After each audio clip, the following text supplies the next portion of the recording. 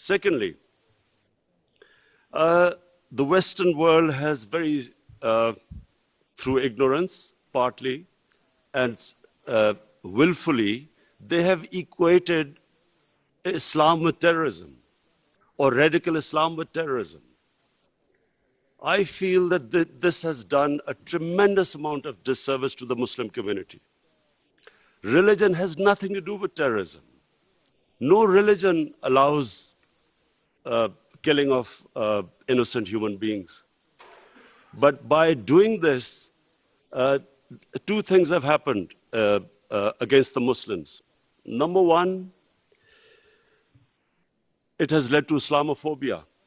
Whenever there is a Muslim involved in terrorism, the word Islamic terrorism or radical Islam, the moment that is referred to define terrorism, the people in the West cannot distinguish between a moderate Muslim and a radical Muslim. So the whole suspicion is raised against Muslims everywhere. This attack in New Zealand by this gunman who goes into a mosque and shoots 50 innocent people is because they cannot understand that Islam has nothing to do with terrorism.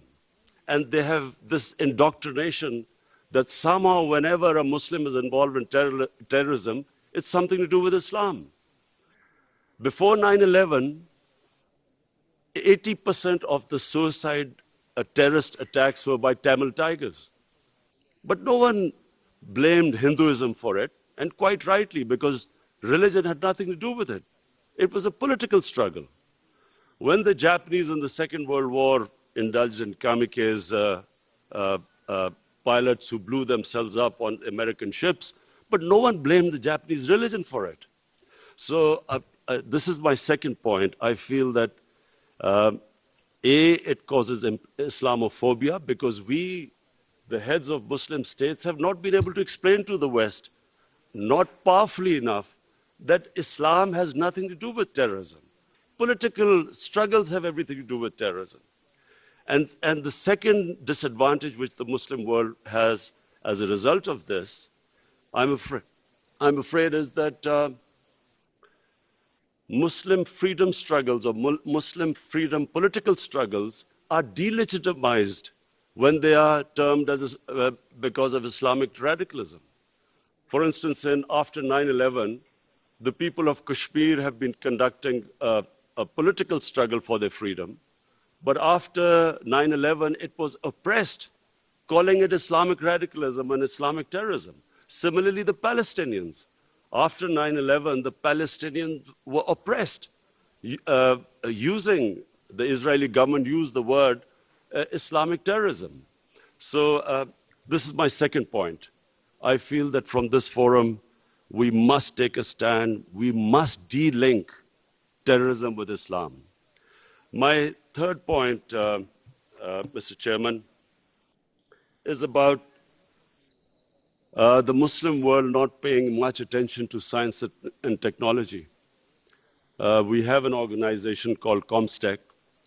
I feel that we are on the verge of another industrial revolution with artificial intelligence and blockchain, new technologies coming in. We must not be left behind again. And I feel that we as a Muslim world must spend more of our resources in strengthening ourselves in this field.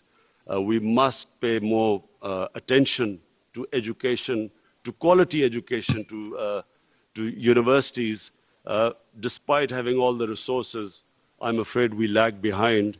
And I think from the OIC platform, it would be a good opportunity for us to concentrate on spending more on science and technology.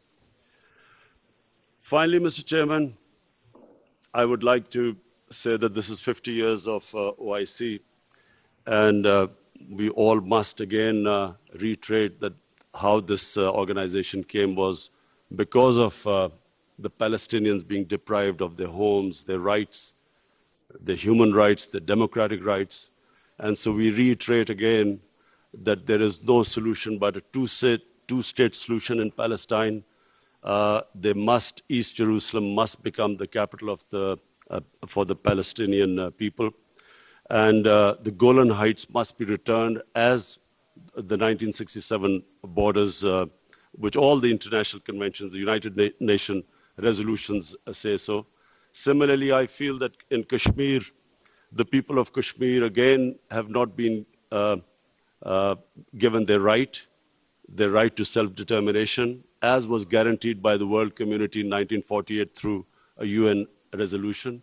The people of Kashmir recently have suffered a lot of oppression, and I do feel that us as a body, the OIC, must stand with the oppression that is going on in the Muslim world.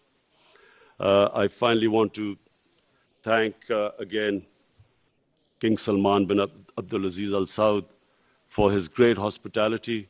I especially want to thank we had the great opportunity to go into to visit the Rawza Rasul in Medina yesterday, and from me and my delegation, we want to say that it gave us the greatest happiness and pleasure to be able to visit the mosque. Thank you very much.